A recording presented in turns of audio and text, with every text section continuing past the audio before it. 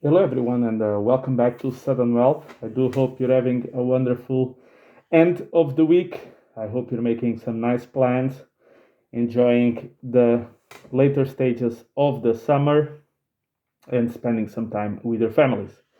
Now, if you do enjoy the content, please consider dropping that like and subscribe. It greatly helps the channel. So, thank you very much already in advance. Now, today I wanted to discuss something that I've discussed previously, but going a bit into more depth.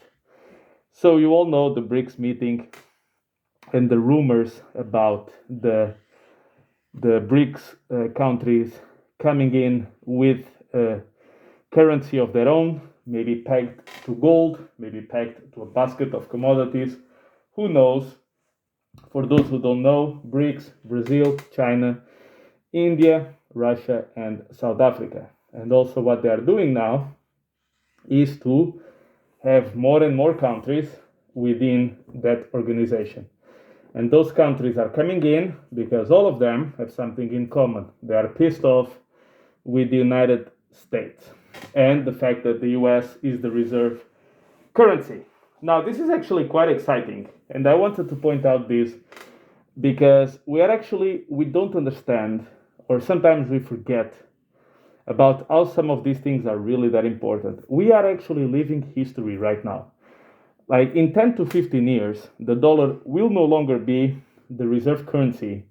And this is how history works. Every time that we read about big historical events, it's always like sometimes it feels that we are jumping from this event to that event, and there's very little connection between these. No, these things have a process, and we are actually living it right now. And the funniest part is that when people are actually living history, they fail to recognize the importance of certain milestones.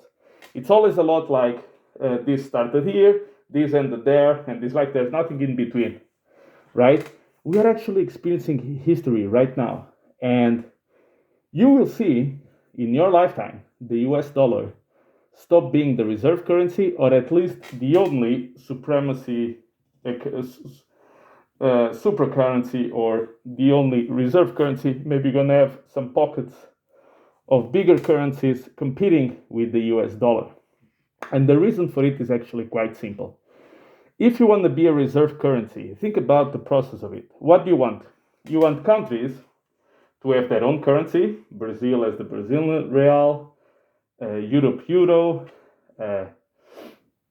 the Chinese yuan, the Japanese yen, the British pound, you name it. So you want countries to have their currencies and then to hold yours as a reserve.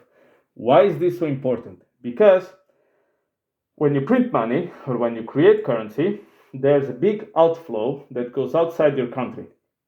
And because everyone trades in your currency, but only you can produce it, because the European Central Bank cannot print dollars, only you can, only the Federal Reserve, then there's always a huge demand for your currency, which means that not only it's convenient because it's accepted almost everywhere in the world, but it allows you to live beyond your means. Why?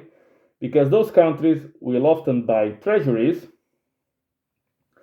then they will sit on them, and when they transact in dollars, they use those dollars to reinvest it in the stock market of the country, in this case, the United States. So this is how the US can live with horrific trade deficits and horrific budget deficits for decades on end and experience, in many cases, lower inflation than other countries. On the surface, this would not work. And by the way, this is going to be a huge problem for the US because they will need to shift this mentality of living beyond their means without producing anything, without saving anything, and just consuming and borrowing, because this privilege of being the reserve currency will subside. And this is the funny part. All the previous reserve currencies in the world, the Portuguese, the Spanish, the Dutch, the British, and now the US dollar, is that they all commit the same mistake. Because they have this privilege, they cannot resist in living without big efforts. The governments cannot resist printing money to solve short-term recessions in order to be re-elected. And unfortunately, the countries do not resist throwing their weight around. And this is the key fact. I think this is where even the allies of the US have shifted gears. What the US has done in terms of war in the Middle East and Africa, and in terms of sanctions to other countries, and the fact that they completely frozen assets of people and completely expelled them from the payment network systems in the world, it has thrown a huge warning even to the allies of the US, which is, if you do something that we don't like, we will end you.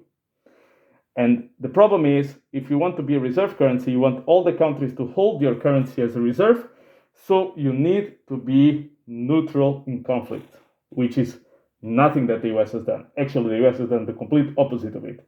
So that's why people are getting away from the US. So this is a very interesting event. But by the way, this is not, sometimes if you listen to people on YouTube, it feels like, oh yeah, they're starting to de-dollarize, right, to go away from the dollar, and they give the impression that in 2 or 3 years this is all finished and the dollar is gone forever. No, it's not like that. These things take 10 to 15 years to play out, okay? But in any case, I just wanted to point out, appreciate these things happening because you are living history. This is a huge event from a currency and from a monetary and from a, if you want, finance perspective. So thank you very much, guys, and I'll catch you in the next one.